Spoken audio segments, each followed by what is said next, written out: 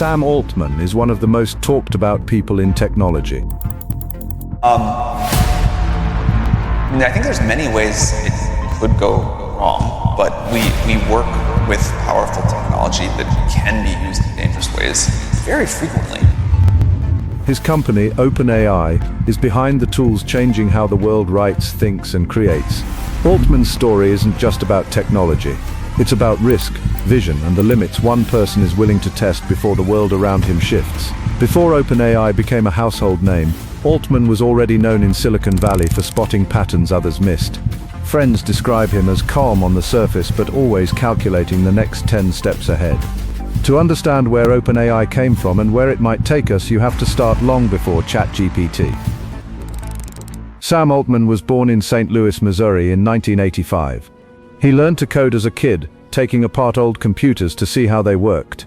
He once said that learning programming felt like discovering superpowers. If you could write code, you could make something appear from nothing. He went to Stanford University, like many future tech founders, but dropped out after 2 years to start a company. That first company was called Looped, a location-sharing app launched before smartphones were everywhere. It didn't change the world, but it taught him how startups really work. The pressure, the speed, the uncertainty. After Looped was sold, Altman joined Y Combinator, one of the most famous startup accelerators in the world. As president, he helped small teams turn ideas into billion-dollar businesses. Working with hundreds of founders gave him a front-row seat to how innovation happens and how quickly it can get out of control. Around 2015, conversations in tech started shifting. Artificial intelligence was moving from academic research into commercial use. Google was buying up AI labs. Elon Musk and others warned that super-intelligent systems could become dangerous if a few companies controlled them. Altman was fascinated by that tension, unstoppable progress on one side and fear on the other. Along with Musk, Greg Brockman, Ilya Sutskever, and several top researchers, he co-founded OpenAI in December 2015. The goal sounded almost idealistic: develop advanced AI that benefits all of humanity. It would begin as a non-profit, free from investor pressure, focused on safety and transparency.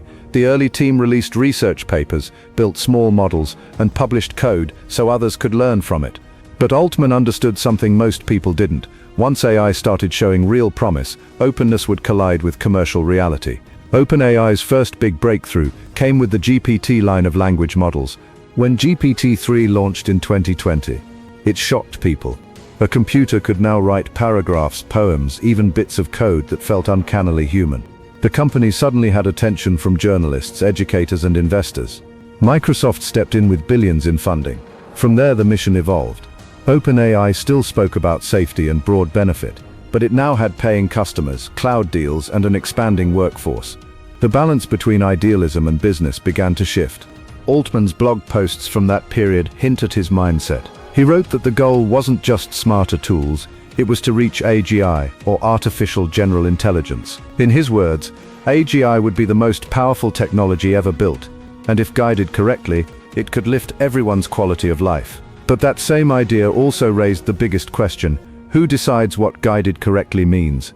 As OpenAI grew, so did the tension inside it. What began as a research lab built on openness was turning into a global company with investors, partnerships, and real power. Sam Altman was now not just a startup founder, he was a gatekeeper to the future of artificial intelligence. By 2022, ChatGPT had become a cultural phenomenon. Millions of people were using it to write emails, plan lessons, build code, and even tell stories.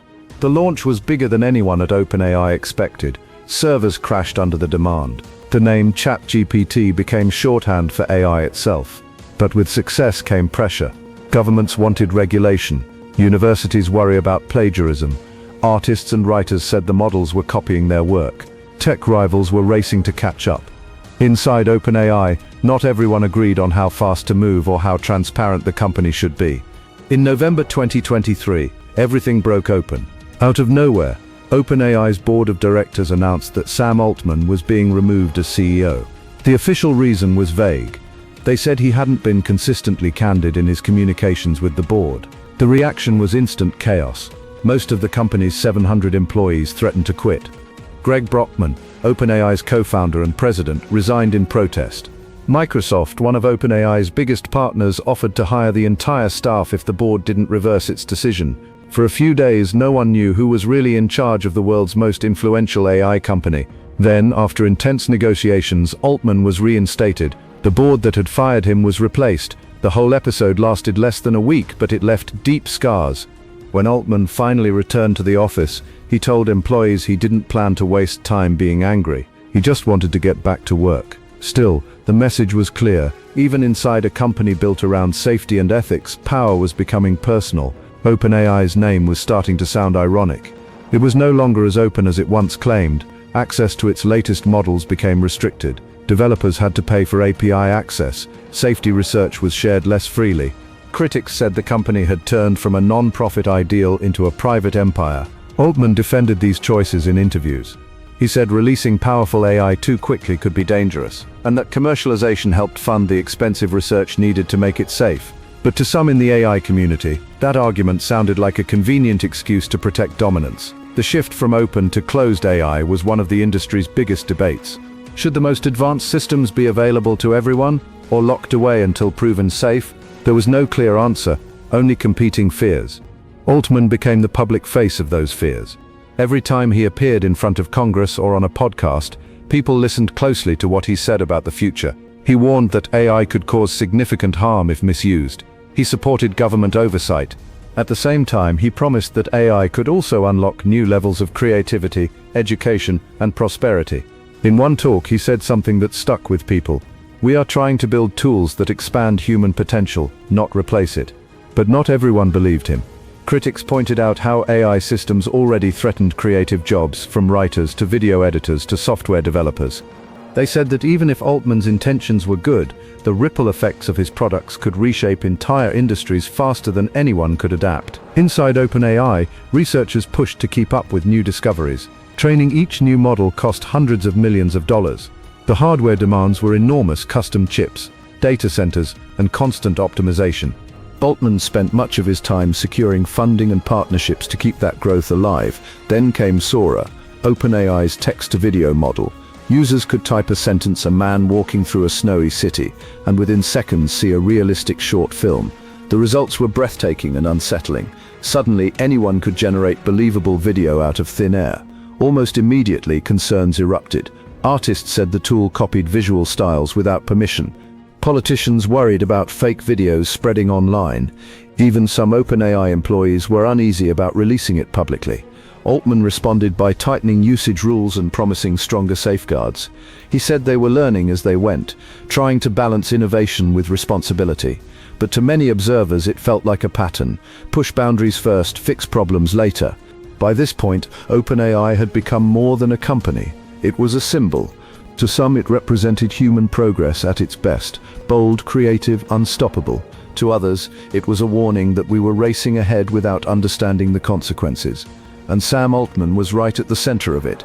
Admirers called him visionary, critics called him reckless, but everyone agreed on one thing: he had changed the conversation about what technology could do.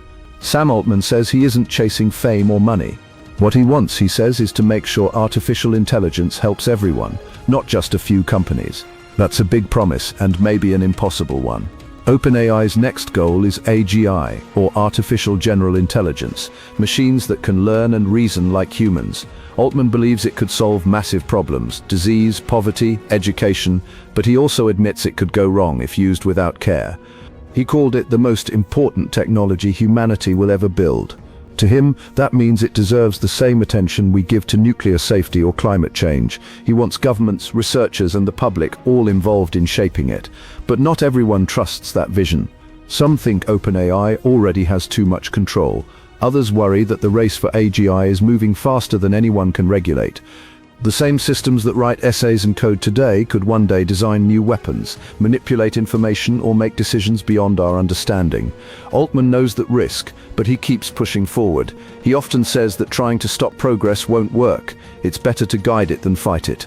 For now, that's what OpenAI is trying to do: move fast but not lose control. The story of Sam Altman and OpenAI isn't finished. It's still unfolding every day in labs, governments, and on millions of computer screens around the world. Whether you see him as a builder or a gambler depends on how you feel about the future he's helping create. But one thing is certain: he's changed what's possible, and there's no going back. If you found this story interesting, stick around, because the next chapter in AI might not just change technology, it might change what it means to be human.